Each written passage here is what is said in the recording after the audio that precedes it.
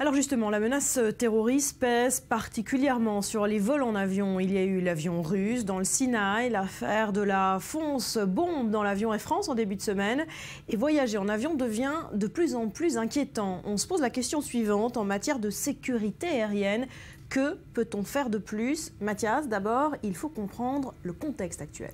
Et oui, Barbara, vous l'avez dit, au-delà de cette blague de mauvais goût, vous avez parlé de cette fausse bombe à l'intérieur de cet avion Air France. Il y a effectivement 3 avions Air France au préalable avaient déjà reçu des fausses alertes et des bombes à bord. Et surtout, cet attentat contre un avion russe en Égypte qui a fait 224 morts. On voit ces images. Les compagnies aériennes sont sur les dents.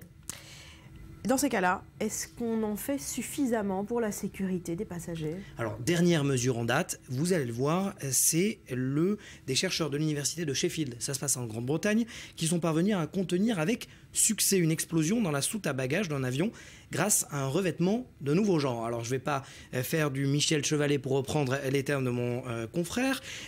Comment ça marche? Le flybag, vous l'avez dit, ce serait une petite révolution presque sécuritaire, technologique dans la sûreté aérienne. Sa fonction, tout simplement, tenter de parer l'explosion de bombes placées à l'intérieur d'un avion. Je vous propose d'écouter un responsable de sûreté aérienne britannique.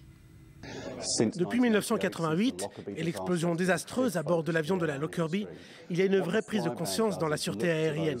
Le flybag a donc pour mission d'opérer dans le cas où un explosif se trouverait dissimulé à l'intérieur d'une valise à bord et comment contenir cet explosif.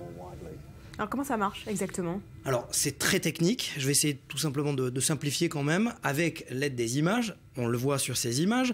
Les scientifiques ont utilisé plusieurs couches d'une fibre synthétique capable en gros d'absorber la bombe lorsque celle-ci explose, qui se trouverait donc par exemple dans une valise placée dans la soute d'un avion. Ce matériau que l'on appelle aramide est utilisé déjà dans la fabrication de combinaisons d'astronautes par exemple, mais également de gilets pare-balles pour les policiers qui se trouvent en première ligne en règle générale, notamment dans des checkpoints.